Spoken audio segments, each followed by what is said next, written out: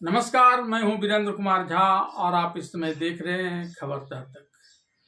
खबर तह तक के धर्मानुरागी दर्शक वृंद, खबर तह तक के धर्मखंड के अंतर्गत आज मैं जिस कथा को लेकर आपके समक्ष उपस्थित हुआ हूं, उस कथा का संबंध माता सती से जुड़ी हुई एक प्रसंग से है, जिसके अनुसार माता सती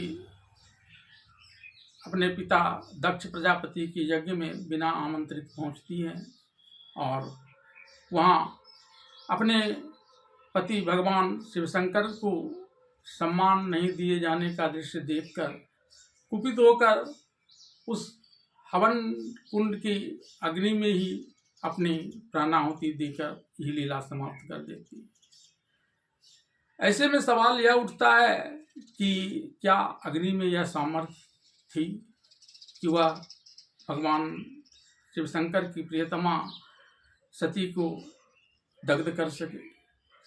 जब अग्नि देवादिदेव महादेव के अंश से उत्पन्न हनुमान जी को नहीं जला पाई थी, तुलसीदास ने तो उन्हें दूत से सम्मानित किया है और लिखा है, ताकर दूत अनल जहि सिरजा, जरा न से ही कारण गिरिजा। तो फिर इस अग्नि को देवादिदेव महादेव ने उत्पन्न किया, उस अग्नि की यह सामर्थ्य कैसे हो गई कि उसने देवादिदेव महादेव की प्रियतमा सती को जलाने का दुस्साहस किया।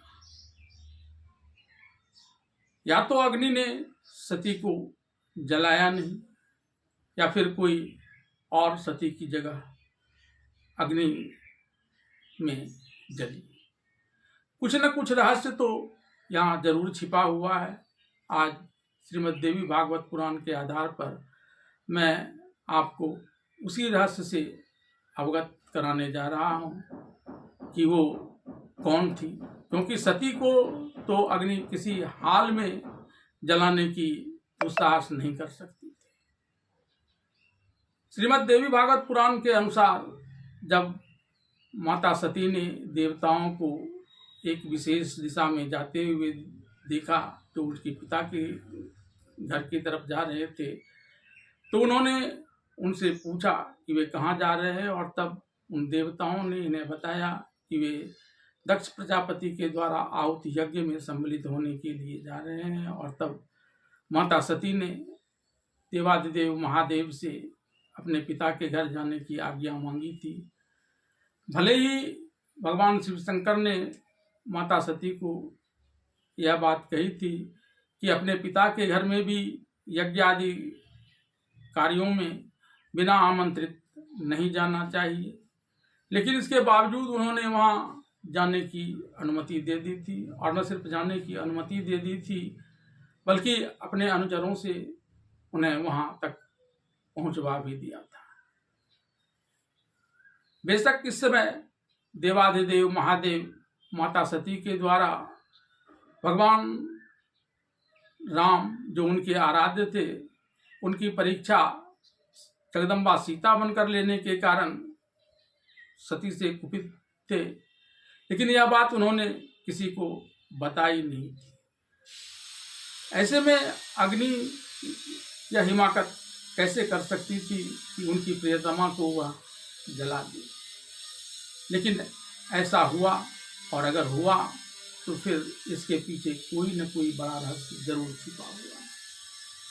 श्रीमद् देवी भागवत पुराण के अनुसार जब माता सती अपने पति देवादिदेव महादेव से अनुमति लेकर अपने पिता दक्ष प्रजापति के यहाँ यज्ञ में आई, तो उस समय उनकी माता और बहनों ने उनका स्वागत किया।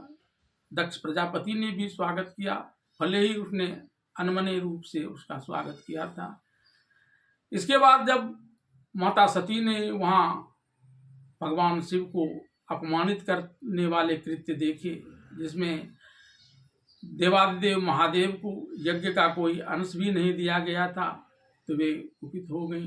लेकिन वे दक्ष प्रजापति की पुत्री थी।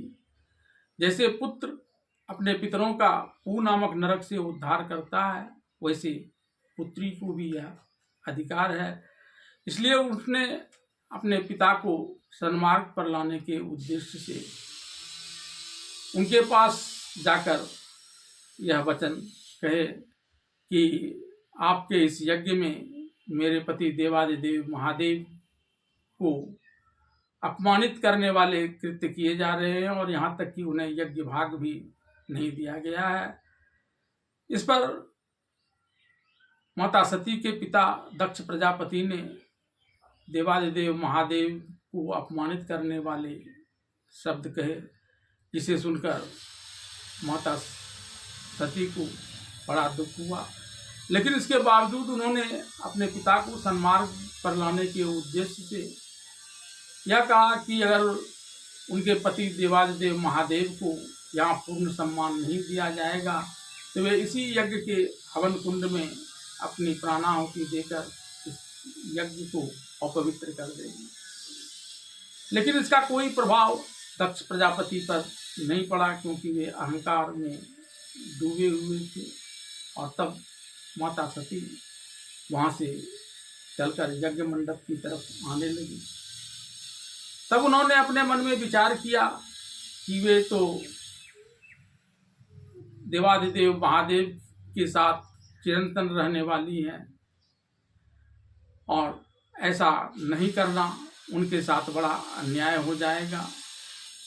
तब उन्होंने अपनी ही एक छाया वहाँ उत्पन्न कर दी और उससे सारी बातें बताते हुए कहा कि अगर मैं हवन कुंड में अपने प्राणाहुति दे देती हूँ तो एक तो अग्नि मुझे जला नहीं पाएगी और फिर मेरे पिता को कोई सबक नहीं मिलेगा, और दूसरा अगर अग्नि ने ऐसा किया तो मेरे नहीं रहने से देवादिदेव महादेव इतने कुपित हो जाएंगे कि उनके क्रोध से सारा ब्रह्मांड जलकर राख हो जाएगा और किसी में इतनी क्षमता नहीं कि वह शिव के इस क्रोध को शांत कर सके। हाँ, मैं उनके क्रोध का शमन जरूर कर सकती हूँ और ऐसा करने के लिए मेरा शिवलोक में रहना अनिवार्य है। लेकिन मेरे पिता को सन्मार्ग पर लाने के लिए मेरे द्वारा कहे गए उस बात को भी सत्य कर दिखाना है कि मैं उनके यहाँ यज्ञ के हवन कुंड में कूदकर अपनी जान दे रही हूँ। और तब उसने अपनी छाया सती को उस यज्ञ के हवन कुंड में जाकर अपने प्राणाहुति देने के लिए कहा और उस छाया सती ने माता सती के वचन को शिरोधार्य करते हुए ऐसा ही किया और उन्होंने जाकर उस यज्ञ के हवन कुंड में कूदकर अपनी प्राणाहुति दे दी।